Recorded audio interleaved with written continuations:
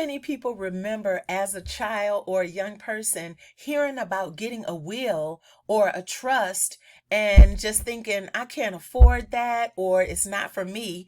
Well, today's video is exactly for you because I'm going to talk about the differences in a will and a trust. I'm also going to point out exactly how affordable it is today. You know, the internet has made so many things more affordable, and just let me show you. Okay, let me just show you what I got going on today. I'm not gonna do a lot of talking, but y'all know I'm always writing my blog. So as I'm writing my blog, it's about a living trust versus a will and which is best for your estate planning needs, right? So as I'm writing, I always have to put in a little spice. I always got to add a little something extra to the blog, right? So this one really grabbed my attention as I was thinking of this and thinking of all the reasons and researching what most people search for. Here are the top 5 reasons to create a living trust, right? So people create a living trust to avoid probate. Right? Say you have an untimely death. Do you want your family and your children fighting over assets, right? People create a living trust to protect assets, right? I know I jumped the gun a little bit. So we're going to get to those last 3 in just a moment, because first I want to talk about the differences in a will versus trust, right? So let's just talk about what is a will. And y'all forgive me, y'all. Hey, I just like to get information out as quickly as possible, and I don't try to make my videos perfect. So it's okay as long as I keep trying, right? So let's just talk about what is a will. A will is also known as a last will and testament. It's a legal document that outlines how your assets and affairs will be handled after your death, right?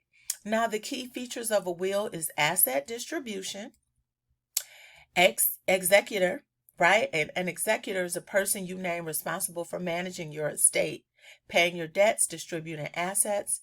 Guardianship, all right?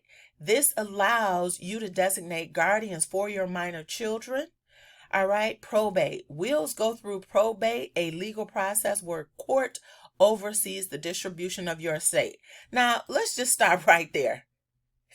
I was about to cuss and say, who the F want court? Who want court dictating anything? So come on, y'all. You already know where I'm going with this. A living trust is where you want to be. Okay? Court, what? So I done seen enough right there. So let's just talk about what is a living trust. All right? A living trust it's a legal entity that holds your assets during your lifetime and specifies how they should be managed and distributed after your death. And the key benefits of a living trust are: avoid probate. Avoid probate. That is what we want. Nobody wants to be in court. Come on. So anyway, a living trust avoids probate. Okay, so one of the primary advantages of a living trust is that it avoids probate. It avoids probate.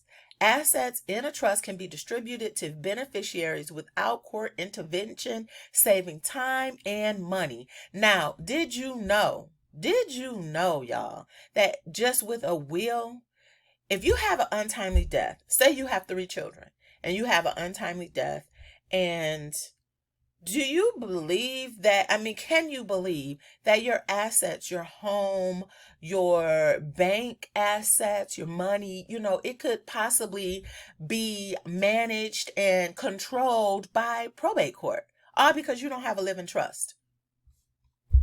Come on, y'all. We got to do better with protecting our children. I know I'm one of them. Okay, so that's why, as soon as I learned about how to get this living trust online and it's so affordable, I jumped on it. I had to, right? So another reason, what is a living trust? It gives you privacy. Unlike wills, which become public record through the probate process, living trusts remain private. All right, so privacy is a reason to get a living trust. Okay, let's talk about this.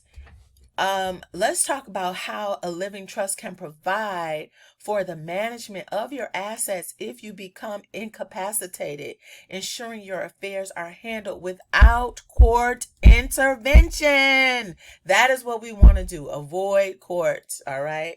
So let's talk about trustee, right? You can serve as the trustee of your living trust, maintaining control over your assets during your lifetime. All right.